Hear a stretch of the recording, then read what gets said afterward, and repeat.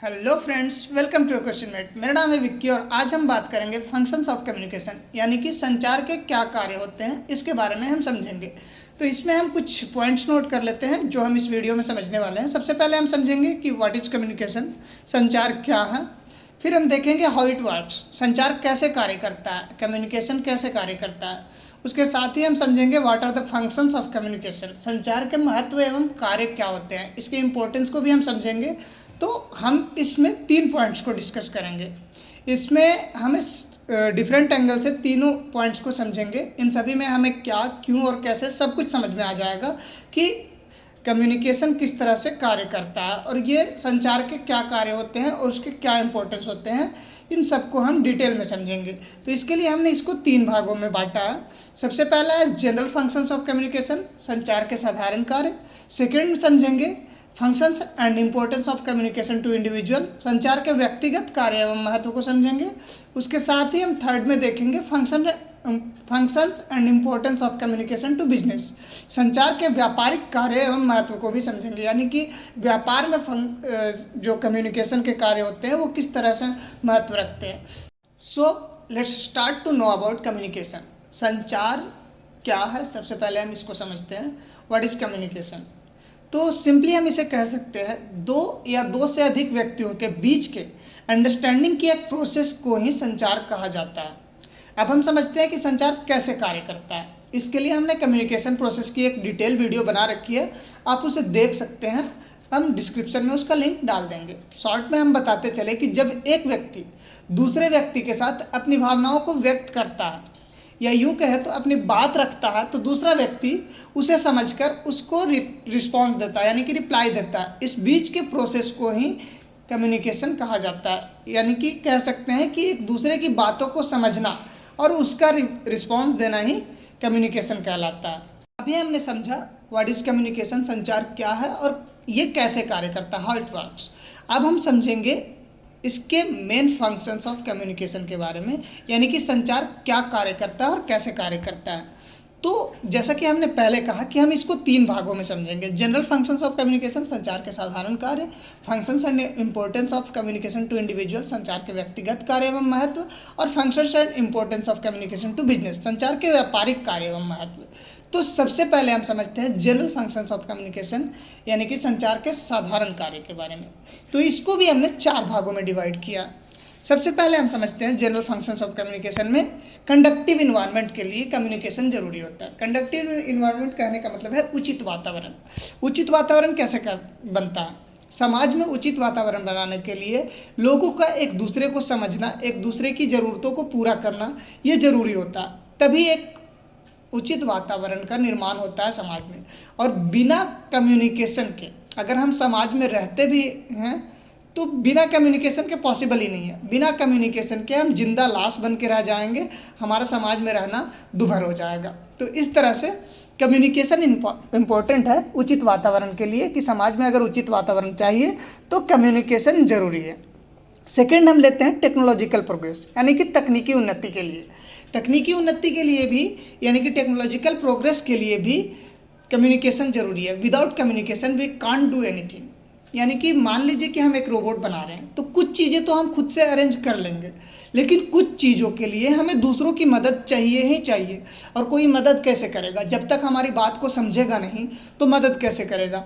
अगर हमको कुछ सामान ही लेना है, मान लीजिए किसी दुकान से ही जाके हम सामान ले रहे हैं, तो जब तक हम दुकानदार को ये बताएंगे नहीं कि हमें चाहिए क्या, क्यों चाहिए, तो वो देगा कैसे?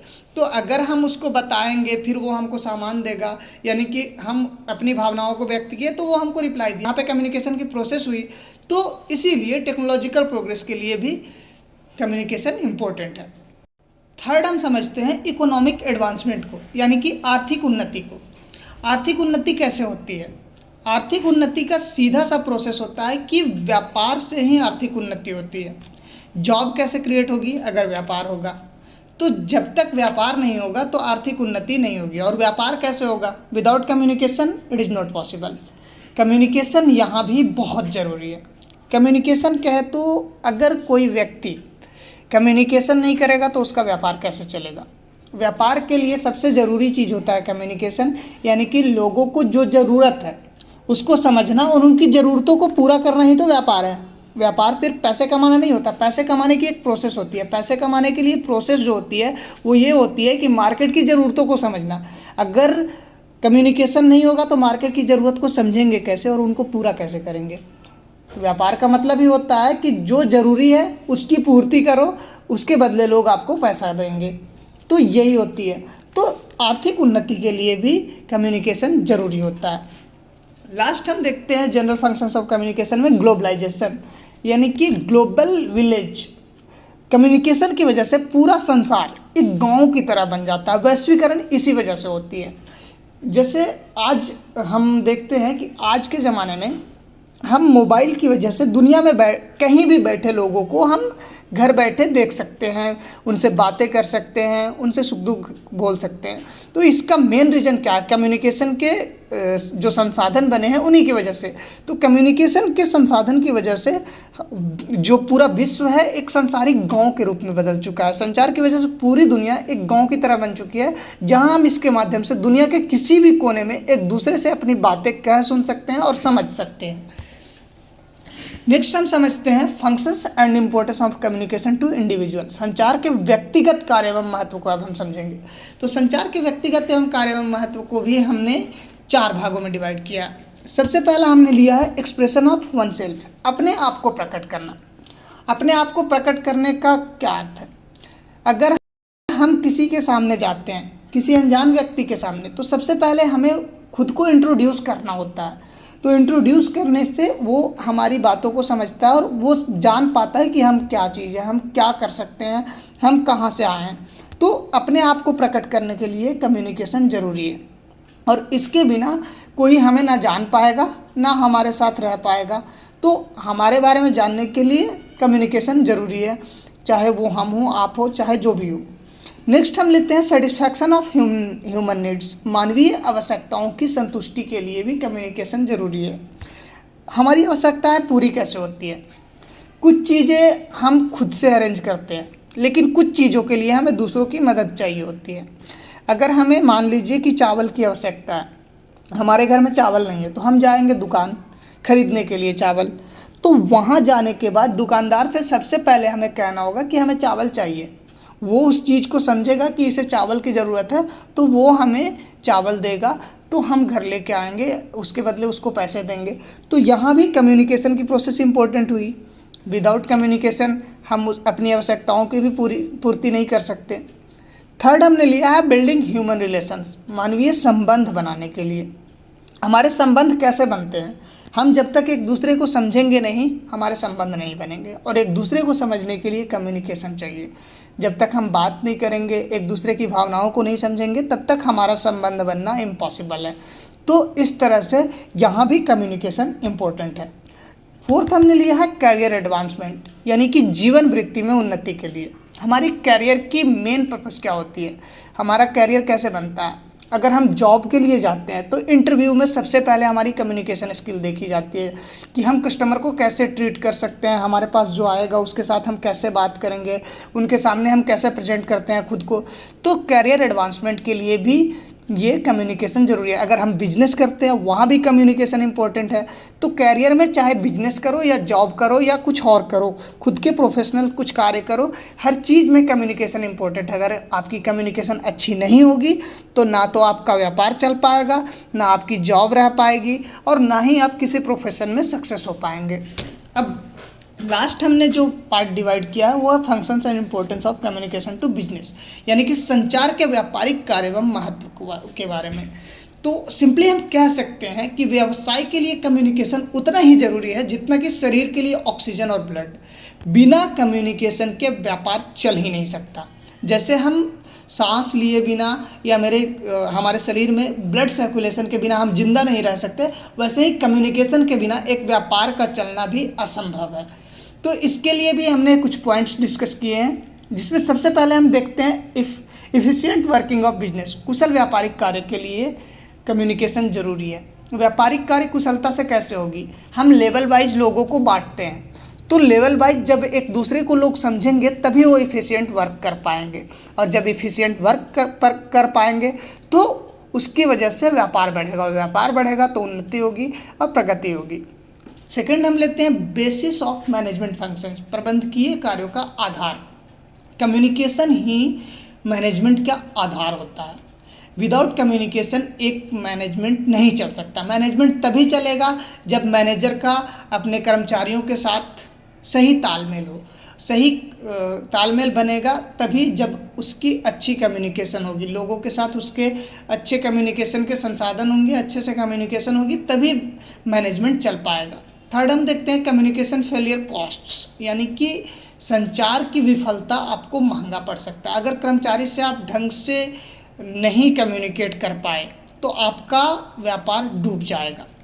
आपके कर्मचारी ठीक से कार्य नहीं कर पाएंगे तो आपकी कॉस्ट तो लग जाएगी लेकिन कोई फ़ायदा नहीं होगा। तो इसकी वजह से आपका पूरा बिजनेस फ्लॉप हो सकता है। फोर्थ हम देखते हैं एंटिसिपेशन, पहले से सोचना और विचार विमर्श करना। हम कम्युनिकेशन की वजह से लोगों से अपनी बातें डिस्कस करते हैं, लोगों से राय लेते हैं कि हमें बिजनेस में आगे क्या करना चाहिए, हम क्या क्या कर सकते हैं जिसकी वजह से हमारा बिजनेस आगे बढ़ेगा। तो पहले से हम सोचेंगे तभी लोगों को बताएंगे। फिफ्थ हमने लिया है इनोवेशन, नवीन परिवर्तन। कोई भी नए चेंजेस लाने के लिए हमें लोगों से राय सलाह लेना ज़रूरी होता है। यानी कि जब तक हम सिर्फ हमारे सोचने से सब कुछ नहीं होता। कोई नई चीज़ अगर मार्केट में लाना है तो सबसे पहले उसका टेस्ट ज़रूरी होता है। अब टेस्ट कैसे करेंगे? लोगों के पास उसको पहुंचाएंगे। लोगों को अगर पसंद आती है तो वो मार्केट में लाएंगे, अदरवाइज वो मार्केट में लाने का कोई फ़ायदा नहीं। सिक्स हमने लिया प्लानिंग, हम योजना बनाते हैं। योजना कैसे बनाएंगे? लोगों के साथ बातचीत करके ही लोगों एक दूसरे को समझेंगे। यानी कि मान लीजिए मार्केट रिसर्च ही करते हैं तो मार्केट रिसर्च में लोगों को समझने के लिए हमें उनके साथ कम्युनिकेट करना पड़ेगा, उनके साथ बैठना पड़ेगा, उनके साथ सुनना पड़ेगा कि वो क्या चाहते हैं, किस तरह के प्रोडक्ट उनको पसंद है, किस तरह की सर्विसेज उनको पसंद है। तो इस तरह से हम योजना करते हैं, योजना बनाते हैं। सेवेंथ हमने लिया ऑर्गेनाइजिंग, यानी कि संगठित करना। एक संगठन कैसे बनता है? लोग एक दूसरे की बातों से सहमत होते हैं, सभी एक चीज़ में एक साथ प्रोग्रेस करना चाहते हैं। तो संगठित करने के लिए लोगों का एक दूसरे का समझना ज़रूरी होता है, तो वहाँ भी कम्युनिकेशन इम्पोर्टेंट हो जाती है। 8 हमने लिया है लीडिंग, यानी कि नेतृत्व करना। एक व्यक्ति नेतृत्व कैसे करता है? वो लोगों के बीच में फेमस कैसे होता है, लोग उसको क्यों मानते हैं, उसका मेन वजह होता है उसकी कम्युनिकेशन। वो लोगों को अपनी बातें अच्छे से समझा पाता है, लोगों को उनके लिए क्या सही है और क्या गलत है ये दिखा पाता है, तभी वो नेतृत्व करता है। तो इसका मेन वजह है कम्युनिकेशन की वजह से ही लोग लीड कर पाते हैं। और अगर वो कम्युनिकेशन ठीक से नहीं कर पाए तो उनकी वो लीड नहीं कर पाएंगे। इसी तरह हमने लिया 9th पॉइंट में डायरेक्शन एंड मोटिवेशन। हम किस तरह से, मतलब अगर कंपनी चलानी है तो लोगों को मोटिवेशन भी ज़रूरी होता है लोगों के लिए, और उनको डायरेक्शन भी चाहिए कि कहाँ क्या करना है। तो डायरेक्शन देने के लिए कम्युनिकेशन इम्पोर्टेंट है। अगर डायरेक्शन नहीं देंगे तो काम सही दिशा में नहीं होगा, और काम सही दिशा में नहीं होगा तो बिजनेस फेल होगा। लोगों को रेगुलर मोटिवेट रखना भी ज़रूरी है। तो मोटिवेशन कैसे मिलेगा? अगर आपकी वजह से, आपके काम की वजह से लोग मोटिवेट होते हैं और उसकी वजह से आपका बिजनेस आगे बढ़ता है। 10th हमने लिया है कंट्रोलिंग, यानी कि नियंत्रण करना। हम कंट्रोल कैसे करते हैं बिजनेस को? बिजनेस को कंट्रोल करने के लिए हमारे कर्मचारियों के बीच तालमेल ज़रूरी है। हमारे जब तक कर्मचारियों से बात नहीं होगी, जब तक कर्मचारी को नहीं समझेंगे कि वो किस तरह से कार्य करता है, हम बिजनेस को कंट्रोल कैसे करेंगे? तो बिजनेस को कंट्रोल करने के लिए हमारे कर्मचारियों से बातचीत ज़रूरी है, और बातचीत के लिए कम्युनिकेशन ज़रूरी है। नेक्स्ट हमने लिया है मार्केटिंग, यानी कि बाजारीकरण। हम कोई भी प्रोडक्ट लॉन्च करते हैं तो उसके लिए लोगों को पता नहीं होता कि कौन सा प्रोडक्ट मार्केट में अच्छा है, कौन सा बुरा है। तो उसके लिए हमें ज़रूरत पड़ती है मार्केटिंग की। हम मार्केटिंग की वजह से ही ज़्यादा से ज़्यादा अपना प्रोडक्ट बेच पाते हैं। तो मार्केटिंग के लिए भी कम्युनिकेशन ज़रूरी है, कम्युनिकेशन के संसाधन ज़रूरी है। इसी तरह जॉब सेटिस्फैक्शन, कार्य संतुष्टि के लिए भी कम्युनिकेशन ज़रूरी है। अगर एक बॉस कर्मचारियों को सही से ट्रीट नहीं करता तो वो कर्मचारी कभी संतुष्ट नहीं रह पाएगा, क्योंकि उससे उस जॉब में कभी सेटिस्फैक्शन नहीं मिलेगी कि उसके बॉस किस तरह से उससे बातचीत करते हैं, किस तरह से उसको ट्रीट करते हैं। तो इससे जॉब सेटिस्फैक्शन मिलती है। अगर बॉस अच्छे से उससे कम्युनिकेट करें, अच्छे से बातचीत करें, अच्छा उनको काम दें, तो वो अपने कार्य से पूरी तरह संतुष्ट रहेगा और अच्छे से कार्य करेगा। उसी तरह नेक्स्ट हम देखते हैं business relation and internal external जो भी संबंध होते हैं, व्यावसायिक संबंध, वो कम्युनिकेशन की वजह से ही बनते हैं। जैसे मान लीजिए कि हमें बिजनेस एक्सपैंड करना है, तो हमें चाहे नेशनली एक्सपैंड करना हो या इंटरनेशनली, हमें कम्युनिकेशन करना ही होगा, तभी हमारा बिजनेस एक्सपैंड करेगा। आगे हमने देखा स्ट्रेटेजिक मैनेजमेंट यानी कि कार्यनीति प्रबंध। हम मैनेजमेंट किस तरह से निर्माण करते हैं, लोगों के साथ डिस्कशन, अपने कर्मचारियों के साथ डिस्कशन। एक सुपरवाइजर के साथ बैठ के एक मैनेजर अगर डिस्कस नहीं करेगा तो उसे पता नहीं चल पाएगा कि नीचे के कार्य कैसे होते हैं। तो इस तरह से हर जगह कम्युनिकेशन इम्पोर्टेंट होता है। अंत में हमने लिया है सूचनाओं का आदान प्रदान। कोई भी बिजनेस बिना सूचनाओं के आदान प्रदान के नहीं चल पाएगा। तो किसी भी तरह की घटना, अगर किसी भी तरह की घटना, दुर्घटना जो भी हो एक व्यापार में होता है, तो उसका सूचना हर किसी के पास यानी कि कंपनी के पूरे कर्मचारियों के पास होनी चाहिए, ताकि वो आगे उसको ठीक कर पाएँ और उस बिजनेस को अच्छे से चला पाएँ। इस तरह से हमने फंक्शंस ऑफ कम्युनिकेशन एंड उसके इम्पोर्टेंस को समझा। तो मिलते हैं नेक्स्ट वीडियो में एक नए टॉपिक के साथ। तब तक के लिए have a good life, make a great story of your life. Thank you.